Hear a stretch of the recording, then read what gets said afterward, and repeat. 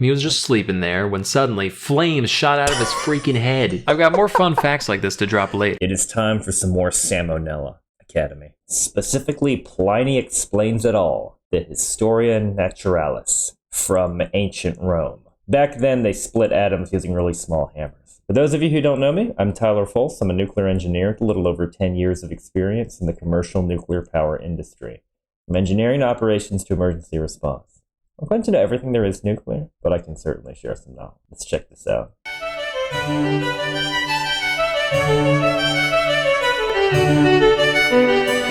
1 and 2. Okay. Hey, persons of age. So long Persons of age. before the era of the wiki, there used to be these things called encyclopedias, where for a small fee of thousands of dollars, they would mail you a tiny fraction of the knowledge we have access to today, and you could put it on a shelf, and it would sit there and make you look learned. But while not reading an encyclopedia is easy, not creating one is much easier. And In a nuclear power plant, there's basically still like encyclopedias of procedures, emergency response guides, fire response pre-plans for every single room in the plant, applicable laws and regulations.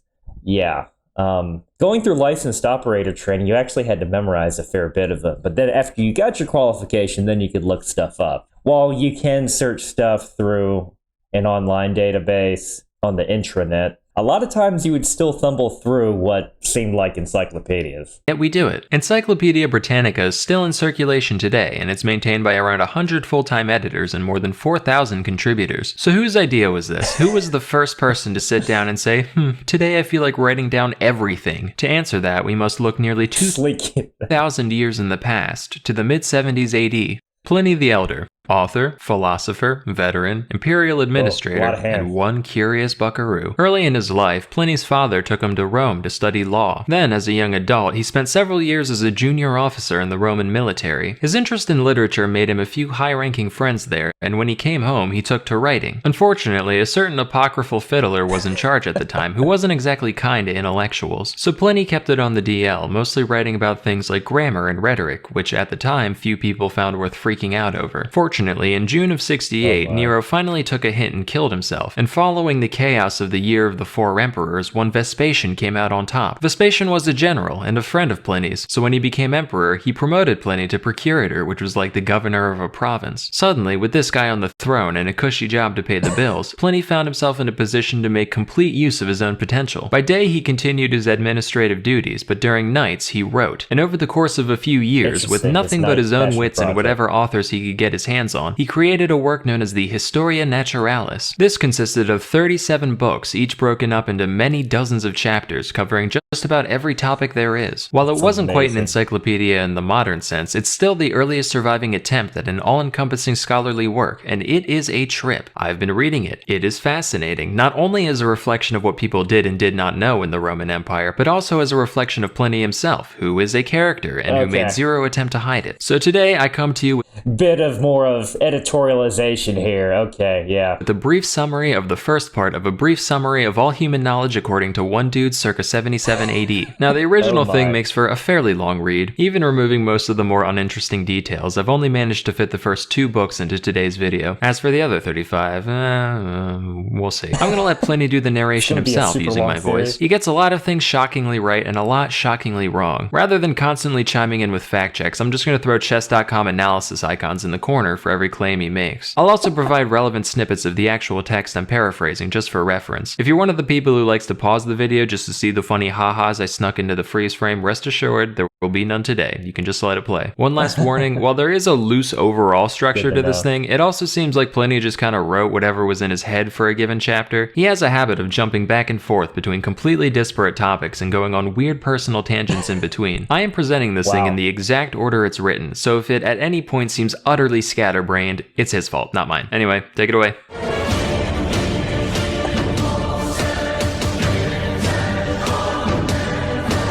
Yo. There you go. I mean, dedication, sure.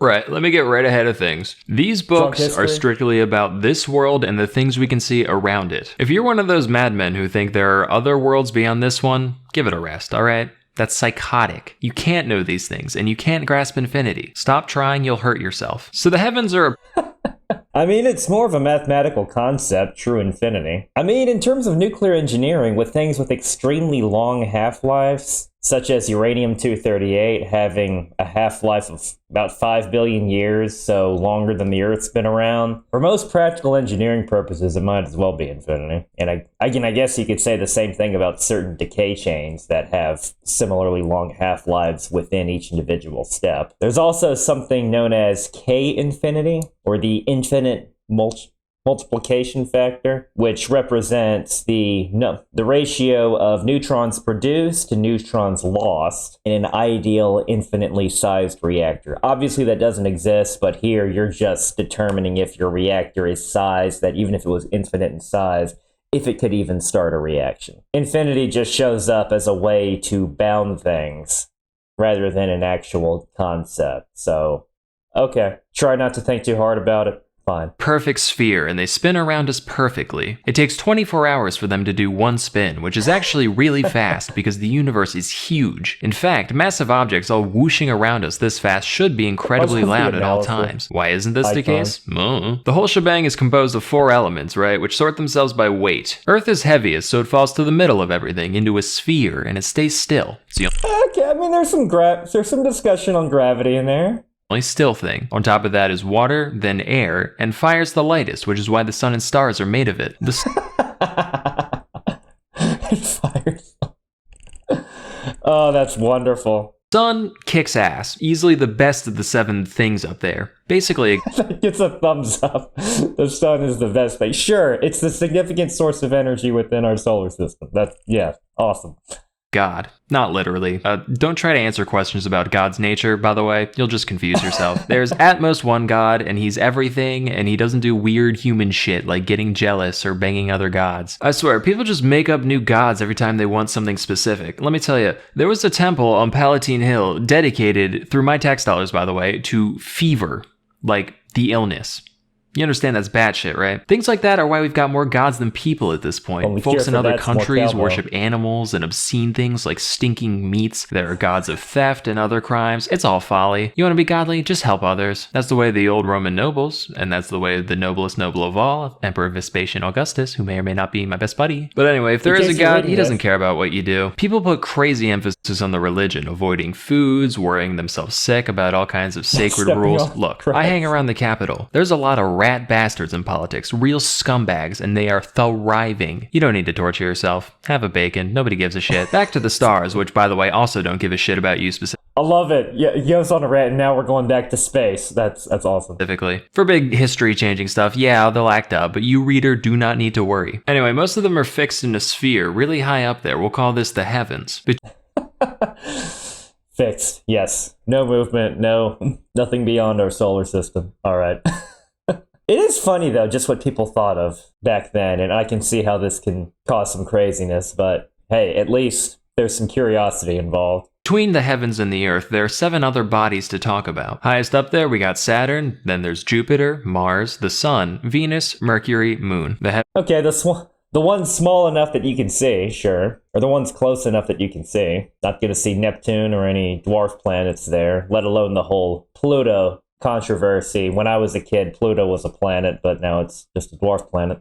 Again, back to the sun being fire. I mean, it's hot plasma. They probably would have perceived it as fire or something fire adjacent if talking about plasma, or let alone what causes it, that being nuclear fusion. So it's interesting to see with what they thought of the universe with what resources they had. Heaven spin to the right, all these guys spin to the left. Saturn is cold, Mars is hot, but Jupiter's just right. The sun. That's awesome.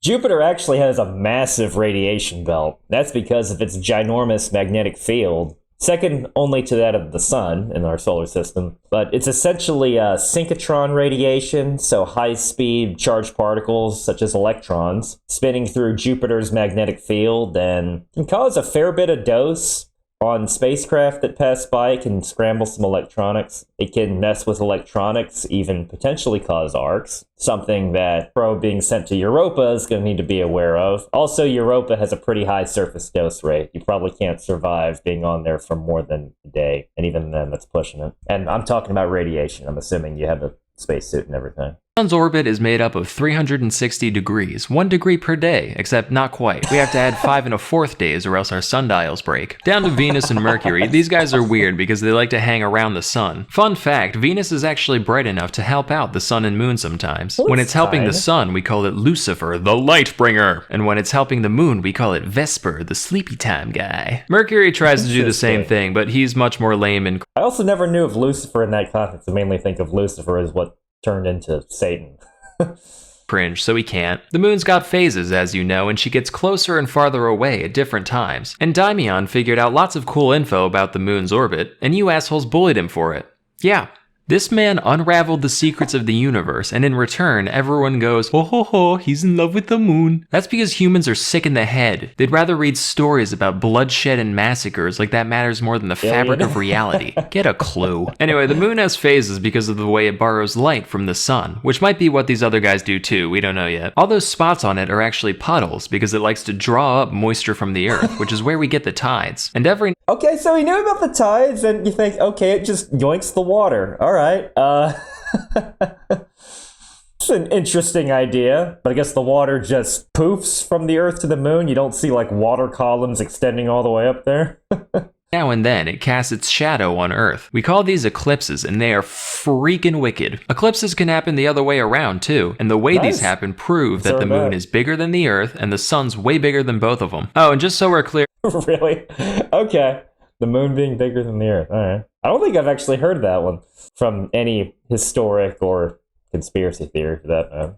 Eclipses are a natural thing. It's not the apocalypse or God's wrath. They follow rules. Even the Greeks could predict them. Settle down. Back to the planets. Wow. They're all kind of in the same belt up there. And they all get farther and closer to us at different points because their orbits are complicated. They mostly follow the same I mean, sure, elliptical orbits, yeah. Rules as each other, but there's some goofiness, like the ones further than the sun move the slowest when they're the farthest away from us, but I mean, that's gravity, orbital mechanics. I mean, I guess you can just watch and track them. Closer ones move the quickest then. We can chalk this up to the sun-emitting vapors that must push them around in weird ways. Thunderbolts come from Jupiter.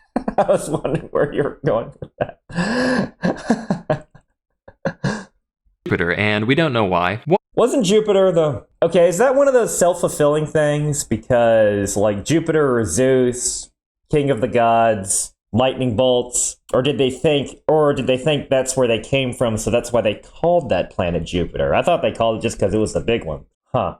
I'm not sure about that one. One theory is that it's because Saturn is very moist and Mars is very fiery, and when they meet in the middle, we get celestial fire thrown down at us. Same reason a wet log crackles and throws off embers in a fire. There is a type of star that moves around and vanishes. We call these comets, and they come in all kinds of flavors. These might actually be omens. I mean, there have been some weird coincidences. Aliens. Some people think comets are permanent. And interesting talking about aliens. I mean, I know the original text, yeah, but still, aliens. Not, gods or goddesses or what have you, but we're just going to use the word aliens.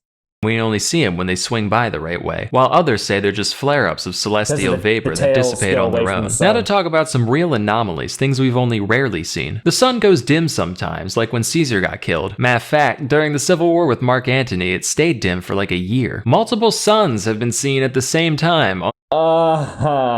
I mean, are we talking about refraction of sunlight through ice crystals in the atmosphere, creating an illusion or something? Kind of like how neutron flux can spread in a core, light can potentially refract and scatter, though I'm wondering if Pliny was ever in a climate or region that had that sort of effect. I don't know, or if he's just completely out to lunch on this one. It wouldn't look like that though.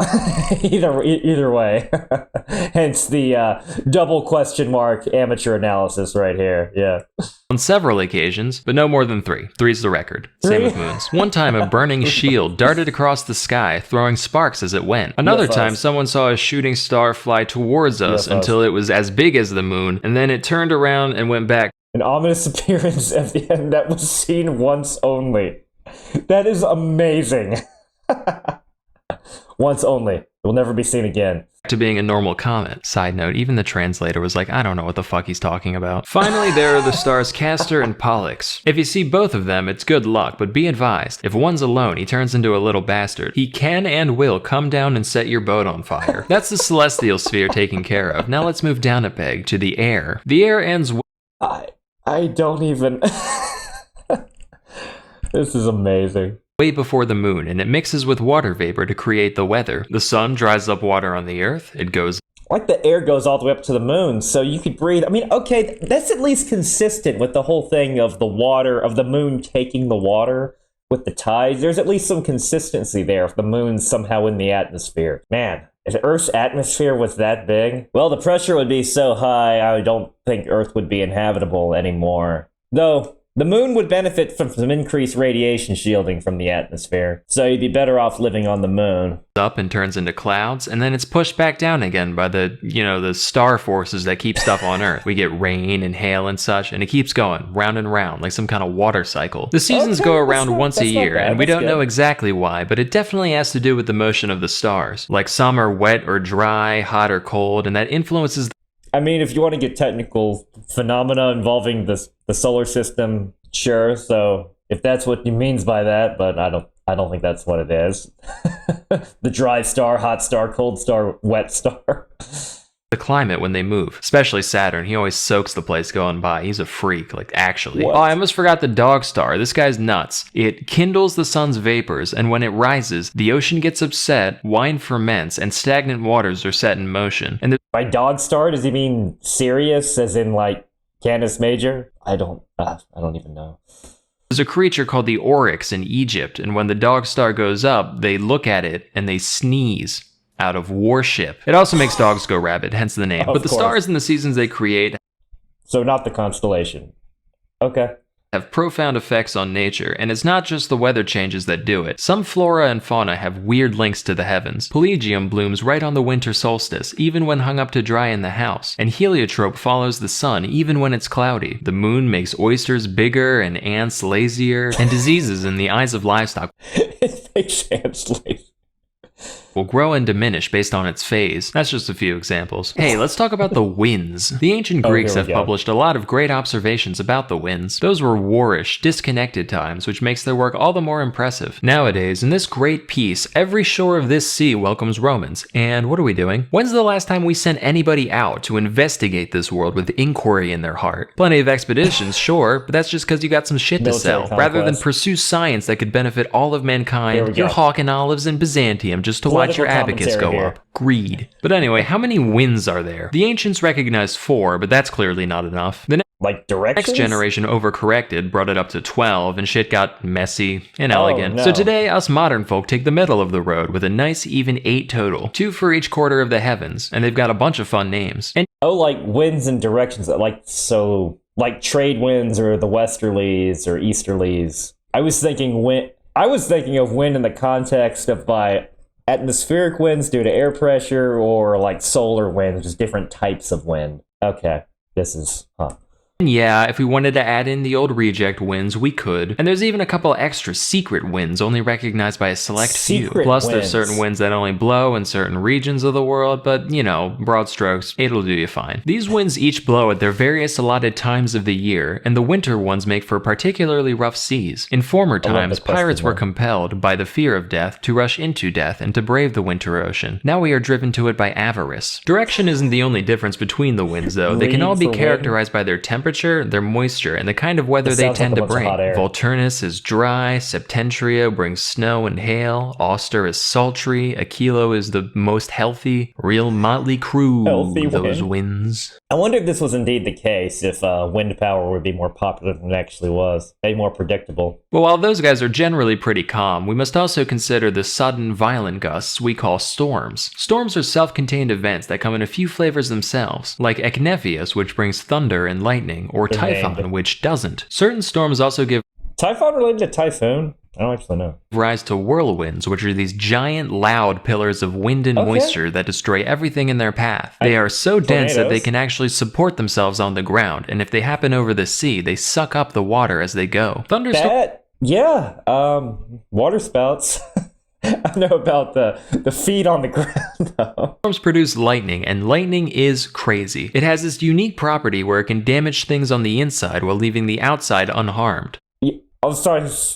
No, outside not at harm. I was thinking, like, if that was his attempt at observing electricity, electrocution, but no. It can empty casks of their wine without breaking the vessel itself, and it can melt gold and silver without burning the bag they're in. One time, a noblewoman named Marcia was struck by lightning while pregnant, and while the baby got fried, she herself survived without injury. Many people believe that Sounds like some urban legend. when lightning strikes a man, it can be used to predict his future, with terms and conditions, of course. Some historians also state that man is capable of invoking lightning. The author El Piso said that the ancient king Numa did it all the time. Then his successor, Tullus Hostilius, tried to imitate him, but he didn't do the ceremonies right, so he just got electrocuted. Oh, okay. Is any of this true?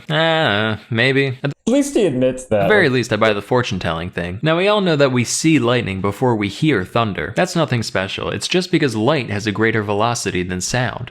You got that right. Wow, that's awesome. It's the same event, thunder's just the sound that lightning makes. Fun fact, Yes. man is the only animal that isn't always killed by lightning. Any other I love the stuff that's accurate mixed in with stuff that isn't, mixed in with just whatever political rant. creature, instant death every time, but we're special. Lightning can strike just about anything, except for laurels, seals, and eagles. They're all safe. It also never descends more than No. 5 feet into the ground, so if you're someone who's scared of lightning, your best bets are deep caves or a tent made out of seal skin. Besides Caves, sure, the seal skin. I don't even. all this normal weather, we do have records of some real weird stuff falling from the sky. It has rained milk and blood on many occasions. One time it rained flesh, no. and the fallen meat that wasn't eaten by birds just didn't rot. You know, your casual immortal meat storm. One time it rained wool, another time there was a shower of baked tiles. What a contrast. I can't even think of anything that might have been real that they might have stretched the truth on or turned into something, but this sounds just completely random. Cloudy with a chance of meatballs kind of stuff. Yeah. Stones have been known to fall from the sky Okay. now and then. The Greeks like to brag That's about fair. how the philosopher Anaxagoras correctly predicted such an event, but I find that dubious. We know a stone fell, it was like a wagon load big, but I think Anaxagoras just got lucky. I mean, the guy said it would fall out of the sun. What are you on about? The sun can't do a rock, it doesn't have rocks. Finally, rainbows true. are nothing special. We get them all the time. They don't predict the weather or anything else, they're just something that happens. Rays of sunlight hit a hollow cloud and they get refracted. And the colors Refraction, sure. I don't know what hollow cloud means, but are due to a mixture of clouds, air, and fire. Let's come down from Fire, the air okay. onto the earth. No. Good old Mother Earth. The other 3 elements are bastards. You never know when they're going to turn on you. Fire burns us, water pelts us as hail and floods our villages, air rages and squalls, but Earth, she's just hanging out. And what a bounty she has I don't know if this. Wonder if he's ever seen an earthquake. for us, giving us crops, flowers, medicinal plants. In her compassion, she even gave us poison, so when life sucks, we can kill ourselves quickly. And what does man do? Naturally, we take Oh advantage my. of her kindness. We torture her for all the iron, timber, and stone she can bear, and then we use that iron to tear out her entrails in search of gems to put on our fingers. Do you know how many hands So, commentary on environmentalism, environmental protection, and overuse of resources. Even back then. Wonder if he would have been into nuclear power plants if such a concept would even be recognized. And see if he gets down to, like, what he thought atoms were. have to be worked to the bone just to decorate one joint of another? Honestly, if hell existed, all this greedy digging would get us there. But, of course, whatever we Oh, if you thought hell was underground, it's one of those things, then you just keep digging and you get there, maybe. I don't know. take from her, we all pay back in blood and bones eventually.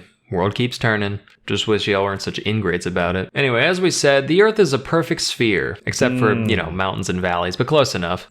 At least in thinking of it, of the spherical is closer. It's kind of like that old joke about what's the highest point on Earth. It's Mount Everest, right? Well, if you take into account that Earth's actually more of a oblate spheroid because it has a bulge, then you're actually further away from the center of the Earth in Ecuador. Yeah. There's a question we get all the time when people first learn about this, particularly from the commoners. They'll go, right, if Earth's a ball, why don't people on the other side fall off? To that I say, why doesn't the whole thing fall down? Where would it go if it did? Up into the other sky? That doesn't make sense. No, the Earth is right where it belongs. Then they'll say, all right, fine, but why is the ocean flat then? Guess what? It's not. Here, take a glass of water, fill it to the brim, then drop a little something in there. See that slight, subtle curve? That's the ocean. You can see it when a ship goes out to sea. The bottom bit will disappear over the horizon before the mast. That is a good, quick debunk of flat Earth stuff back then. Does. And so it goes all the way around. Wow. One time some Indians got blown off course by a storm and ended up in Germany. Side note, this was not the first nor the last time the translator started his annotation with this exact 11-syllable sigh of frustration. The ocean they must have crossed had to be massive, like half the globe. Real quick, let's think about how much of the world is even inhabitable. We got one hemisphere over here, which is divided into 5 zones, right? On the top and bottom, miserable, nothing but cold and darkness. In the middle, sun's too close, burns everything, miserable. So already we only got a fifth of the place to ourselves. Then take into account all the seas and mountains and wilderness and other crap in the way, there's barely anything left. And this is what every war in history has been over, this tiny portion of what amounts to a speck in the universe. Even if you conquered the world, you'd have barely started. And how much of it can you bring with you to the grave, huh? So the Earth is in the middle of the universe, and we know this because of the equinox. I mean, you could argue it's the center of the observable universe, since it's the position at which you're observing things from, but no, it's not the center of anything. Day and night, perfectly balanced on these 2 dates. We're right in the middle. It just makes sense. There's plenty of other proof that we live on a globe. Certain stars can only be seen from different parts of the world, and that's because the Earth's in the way. True. Just ask a sailor, they'll see new stars squink their way out of the horizon as they go. Also, eclipses show that the time of day depends on your east-west position. A few years back, the same eclipse of the sun, same exact event, was seen at 8 in Campania, but at noon in Armenia. Try explaining that one, planists. Here's another. One time, a courier named Philonides ran from Sicyon to Elis, which is a distance of 1,200 stadia. The way there took him 9 hours, but then the return trip took him 15. And it's not because he was tired or took a break somewhere. Brother, he ran against the sun. Likewise, the length of shadows on a given day depends on your latitude. In Egypt, on the summer solstice at noon, their sundials cast a shadow half the length of the pointy bit, whereas in Venice, at the very same hour, the shadow's as long as the pointy bit. If you keep going south, eventually you'll reach a point where the sun's straight up at the solstice. We dug a well in a town called Syene just to check, and sure enough, it's light all the way down. If you go even further south, you'll notice the sun do that twice a year at equal distances. It's cool how they figured some of this stuff out back then, it really is. From the solstice. There's also a place in India where there just aren't shadows, ever, and as a consequence, the people there don't know what hours are. But because of the way the sun moves, you'll notice that the longest day of the year is longer the further north you go. In Alexandria, on the summer solstice, they get 14 hours of daylight. In Italy, it's 15, and in Britain, it's 17. Following this pattern, we believe that at the very North Pole, it's 24, meaning they get 6 months of daylight at a time, with 6 months of night on the other side. Interesting. That's, again, it's interesting how much of this is accurate. The difference in climate based on latitude is clearly reflected in the nations that live there. For one, the Ethiopians... Let's talk about earthquakes. The Babylonians used to blame these on the movements of the stars. One guy is even said to have predicted an earthquake through astrological means. Is that true? I'll let you be the judge. I, for one, believe that earthquakes are caused by the winds. Think about it. Before an earthquake, it's always very calm. The sea... Tectonic plates being winds of sort... No, I can't stretch that one. These are tranquil. There's not a single bird in the sky. Why? No wind. They can't fly. Where'd the wind go? Underground. It gets stuck down there and it builds up until finally hell literally breaks loose. It starts off with a horrible noise like cows mooing or people fighting in the distance. Then everything shakes, hard. Whole city walls get knocked down and sometimes the earth opens up and swallows them entirely. The shaking's even noticed by people on ships who get hit by waves without any wind. Earthquakes also make well water. I mean, I was wondering when he talked about Earth is just fine, but he's not occurring near earthquakes.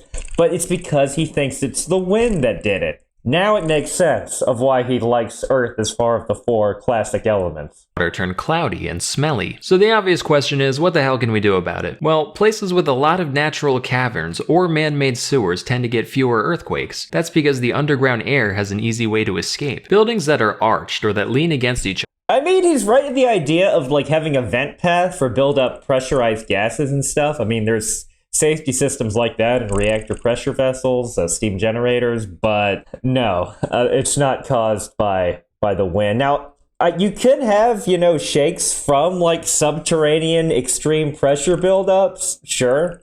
I mean, volcanoes, if he's getting into that, making the connection between volcanoes and earthquakes. But no, it's not the classic winds that he's talking about. But it's just interesting how he's piecing things together. I'm trying to understand this thought process. They also tend to fare better in the event of an earthquake. Barring all else, at least things are usually over with quickly, although some earthquakes have been known to last days, months, even 1 or 2 years straight. As for related anomalies, about a century and a half ago, 2 mountains slammed together and collapsed, and fire and smoke came from the ground where they stood. More recently, under Nero, there was a knight named Vectius Marcellus, who woke up to find that his fields and olive grounds swapped places with each other. No mayhem or destruction, just, oh, this is over here now, okay? But just as Earth swallows up land in one place, she spits it back out elsewhere. As such, islands sometimes rise up spontaneously out of open sea. We have tons of records of these events across the Mediterranean. They're often accompanied by a giant fiery explosion and loads of dead fish floating everywhere. It's said that one time some people ate these fish, and then they too immediately died. But enough of poison, from the volcano. Tragedies. Let's turn back to the wonders of the Earth, such as there are many caverns filled with gas that instantly kills things. Some kill only birds, others kill everything but people, and still more kill everything and people. In a few caves, those who breathe the gas instead become intoxicated and start predicting the future, as is the case with the famous oracle at Delphi. We can ascribe these effects to the divine power of nature. I mean, what else could it be? How the hell do you explain that rationally? But while most islands are attached to the Earth at the bottom, there are a few that float. The Calamine Islands. It makes me think of Super Mario World. Are not only moved by the wind, but the people on them can actually push them around with long poles to go wherever they want. There's another group of floating islands known as the Dancers. I don't know. I mean, that's pretty silly. Like, anyone today would think about, like, islands being that thin or have the potential to flip or anything. Oh my. And this guy is an elected official. Okay. So called because they move to the beat of drums played on their surface. I've got a few more miscellaneous wonders here, let me just rattle them off. In Harpassa, there's a giant rock that can be moved by one finger, but not by the force of the whole body. In Paracini, there's a type of dirt that heals all wounds. In Troas, there's a stone that makes dead bodies dissolve. Near the Indus River, there's 2 mountains, one of which attracts iron and the other repels it. So if you had iron nails in your shoes, you couldn't step on the one or off the other. In Argyripa, the grania plant doesn't grow, and in Crustuminium, the hay springs up already rotten. Let's turn now to the tides. We know these are caused by the moon, and to a lesser degree the sun. Moon overhead, they go up, moon on the other side, they go down. Okay, now that explanation was good, rather than it taking the water and putting it in little puddles. A large open ocean is needed to manifest this power of the planet, which is why neither lakes nor rivers have tides. In Britain, the tide rises 120 feet. The tides do a full cycle twice a day, except in Euboea, where they do it 7 times. His math was a little off on that one. Said that animals only die when the tide is ebbing, but really that's only true of people. Watch.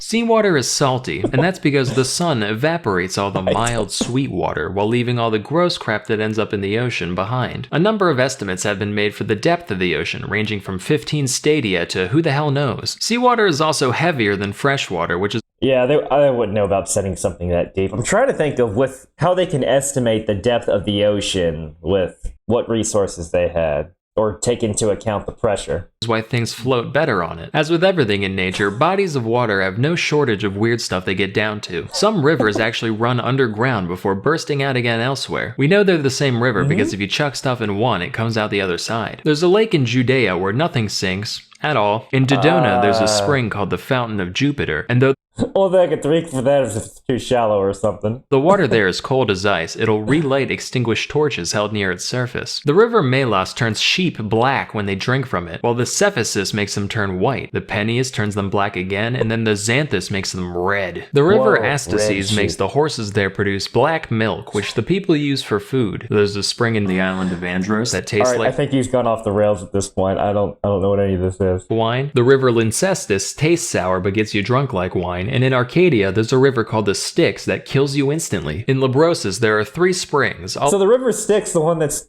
near the underworld, is actually a place.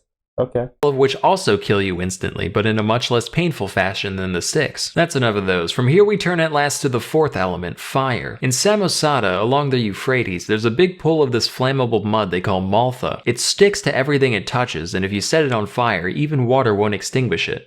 Oh, like thick mineral pitch. Yeah, it'd be like petroleum. Romans invaded these lands long ago, and the people in terms of flammability, that is. poured the stuff on our soldiers, cooked them in their armor like a crab. There are certain places in the world where fire's always burning. The summits of many mountains are home to such Okay, so we're getting into volcanoes. flames, as are the occasional crater and field. And of course, the sun and stars are no exception. What a weird thing these are, like fire needs fuel to spread and sustain itself. So what is it that can feed these flames without destroying itself in the Nuclear fusion in the case of the sun.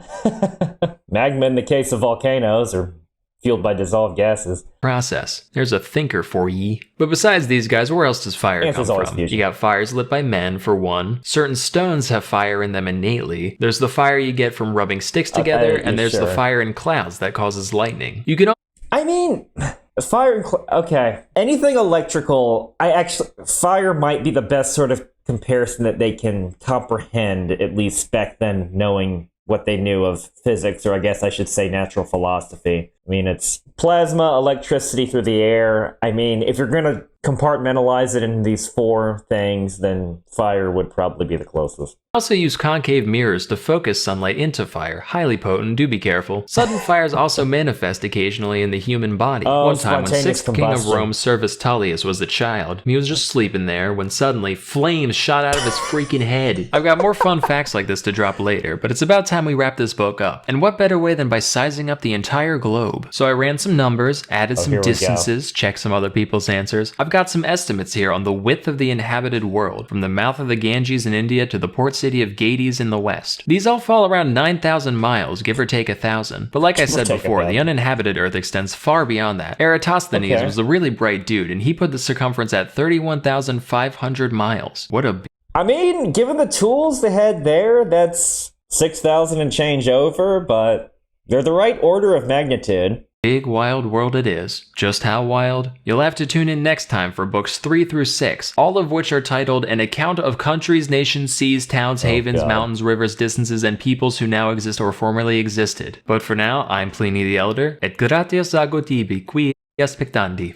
That's awesome. That was an amazing whirlwind. Thanks so much for the recommendation, and thanks so much for watching.